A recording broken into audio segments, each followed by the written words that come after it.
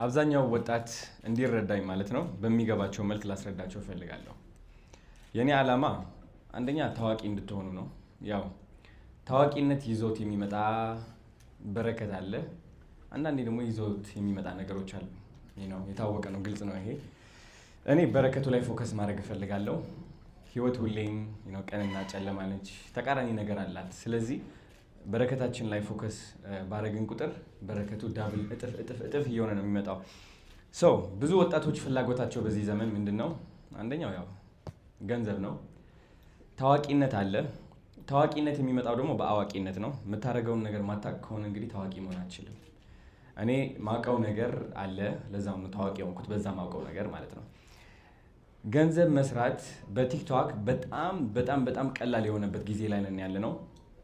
እኔ ቲክቶክ ስልጠና ስሰጥ፣ ኮንተንት ክሪኤሽን ክላስ ስሰጥ በአፍሪ ቱቶርስ ማለት ነው።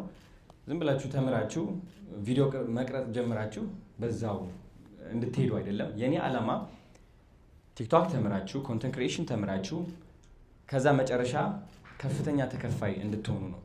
ቢዝነስ ከሆናችሁ እንዴት አድርጋችሁ የእናንተ ቢዝነስ አሁን ለምሳሌ 22 ወይም የሆነ ሰፈር ብትሄዱ ስንት ስልክ ቤቶች ነው ያሉት? በጣም ብዙ ስልክ ቤቶች አሉ። የተለያየ ስም ነው ያላቸው፣ የተለያየ ንግድ ፍቃድ አላቸው አይደለ? ከነዚህ ስልክ ቤቶች የሚለየህ አንድ ነገር ምንድን ነው? በምንድን ነው የምትለየው? ወይም ደግሞ ልብስ የምትሸጥ ከሆነ ምንድን ነው የምትለየው? አብዛኛው ሱቆች ከቱርኪ ነው የሚያስመጧቸው ልብሶቻቸው። የተለያዩ ፋሽኖች፣ ስታይሎች አሉ። ግን እንዴት አድርገህ ለየት ብለህ ትቀርባለህ? ይህ ነው ሚስጥሩ፣ ይህ ነው ስኪሉ። እቺን ካወቅባት ያንተን የሚመስል ፕሮዳክት የያዙ ማአት ቢዝነሶች እንዳሉ እያወቅ ግን ደግሞ እኔ ማስተምራትን የቲክቶክ ስልጠና፣ የኮንተንት ክሪኤሽን ስልጠና ካወቅ ስቲል አንደኛ ትሆናለህ። ስቲል ያንተ ልብሶች አንደኛ ናቸው። ያንተ ልብሶች ሞር ኳሊቲ ናቸው። እነዚህ ሀሳቦች የምናስተላልፍበት በቲክቶክ ነው። ዘመኑ ተቀይሯል። ማስታወቂያ እንግዲህ ድሮ እንለጥፍ ነበር ግድግዳ ላይ፣ በጣም ውድ ነበሩ። ኢቭን መንገድ ላይም አሉ ስክሪኖች፣ በጣም ውድ ነበሩ። ሰው ግን የለም አሁን። ኢቭን እኮ እርስ በራሳችን እያወራን እያለው ስልካችን ላይ አይገርምም? ሁላችንም ማለት ነው በየ2 ደቂቃው ስክሮል እንዳደረግ ነው። የሆነ አዲክሽን መጥቶብናል፣ የሆነ ሱስ ማለት ነው፣ የማይፋታ ሱስ። እንግዲህ ይህ ሱስ ነው፣ አቴንሽን ይባላል። አቴንሽን ኢዝ ዘ ሪል ከረንሲ እዚህ ጀነሬሽን ላይ። አቴንሽን ማለት ትኩረት ነው። የሰው ትኩረት መያዝ አቅሙ ካለ ህይወትህን በአጠቃላይ መቀየር ትችላለህ፣ በግለሰብ ደረጃ ሳይሆን በቢዝነሶችም ደረጃ። ስለዚህ ሁላችሁም እንድትቀላቀሉ እፈልጋለሁ። አዲሱ ጀነሬሽን መጥቷል። አዲሱ ኒው ማኒ መጥቷል። ቲክቶክ እንግዲህ የኢትዮጵያ ኢኮኖሚ በአብዛኛው የብዙ ሰው ህይወት እየቀየረ ነው ያለው፣ የብዙ ከኔ ጀምሮ።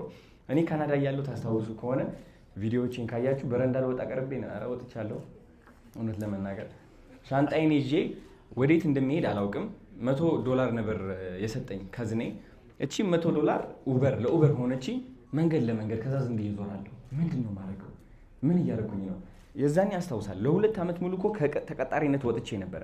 ከዛ የዛች ቀን ግን በረዶ ቅጥቅጥ ሲያደርገኝ ቦርሳዬን ይዤ በትክክል ማሰብ ጀመርኩኝ። ለምንድን ነው ኢትዮጵያ ሂጂ ማልሰራው? ለምንድን ነው እዚህ የምሰቃየው? ቢካዝ ከ2 ዓመት ከተቀጣሪነት ወጥቼ አስቡት እንግዲህ ተመልሼ ተቀጣሪ ለመሆን ስሞክር እንደገና።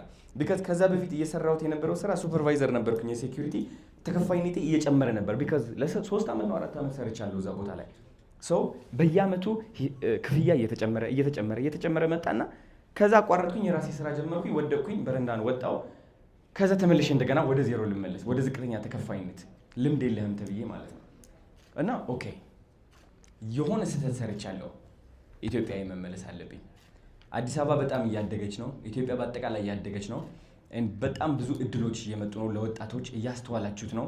ሶሻል ሚዲያ ደግሞ የዚህ ለውጥ ዋነኛው ቁልፍ ሆኗል። በአሁን ጊዜ አዶናይ የነበረበት ደረጃ እና ኢትዮጵያ ሲመጣ የነበረበት ያለው ደረጃ በጣም ተቃራኒ ነው። አሁን ነው እንደውም የውጭ ሀገር ኑሮ እየኖርክ ያለሁት። እውነት ለመናገር ውጭ ከሆነ አሁን ነው ውጭ ነው ያለሁት። ሲሪየስሊ የዛኔ ውጭ ያለው ትክክል አልነበረም። ስለዚህ ኢቭን ዲያስፖራዎችም ወደዚህ ትመጡና ትማራላችሁ። ኮንተንት ክሪኤሽን ቢዝነሳችሁ በዛ ብቻ ነው የሚያድገው። ቢዝነስ ካለ ቪዲዮ ክሪኤሽን ኮንተንት ክሬት ማድረግ የማትችል ከሆነ በምንም ተአምር ማደግ አትችልም። በምንም ተአምር ካምፓኒዎችን መብለጥ አትችልም። ቢዝነሶችን መብለጥ አትችልም። ወደ ኪሳራ ትገባለህ። ይህ በ100% እርግጠኛ ነው የምናገረው። 100% ካለ ቲክቶክ ቢዝነስ አይሆንም። that's very simple። ስለዚህ እኛ ኮንተንት ክሬተሮች ደግሞ ለበጣም ብዙ ቢዝነሶች እናስፈልጋቸዋለን። ኮንፊደንስ ደግሞ ላስተምራችሁ ፍቀዱልኝ። ኮንፊደንስ ከሌላችሁ እንዴት ብላችሁ ከካሜራ ፊት ቆማችሁ በኩራት ትናገራላችሁ? የቢዝነስ ባለቤቶች አላችሁ፣ ሌላ ኮንተንት ክሪኤተር ወይም ቪዲዮ የሚሰራ ቲክቶከር መቅጠር አትችሉም። ግን ደግሞ ሌላው ችግር ምንድነው? ለራሳችሁ መናገር አትችሉም። ካሜራ ትፈራላችሁ። ሰው ምን ይለኛል፣ ወይኔ ጉዴ እንደዚህ በሆነስ፣ እንደዛ ቢመጣብኝ፣ አሉታዊ የሆነ አስተሳሰብ። አያችሁ የውድቀታችን ምንጭ እዚህ ውስጥ እንዳለ። ይህ ካልቀየርነው ደግሞ መቀየር አንችልም፣ ወደዚህ አዲሱ ገንዘብ መቀላቀልም አንችልም። ስለዚህ እኔ ከአእምሯችሁ ጀምራለሁ። መጀመሪያ ማይንድሴታችሁ ላይ ነው የምሰራው። ኮንፊደንሳችሁ፣ ሰው ምን ይለኛል የሚለው ፍርሃት፣ እሱ በስነ ስርዓት እንድታስተካክሉ አግዛችኋለሁ። ከዛ በኋላ ስለ ቲክቶክ ሚስጥሮች አካፍላችኋለሁ። እንዴት ጎበዝ ሆናችሁ እንደምትገኙና እንዴት ገንዘብ እንደምትሰሩ መንገዶች ራሴ ያሳያችኋለሁ። ህይወታችሁ ይቀይራል ማለት ነው። እንግዲህ ቴንክ ዩ ሶ ማች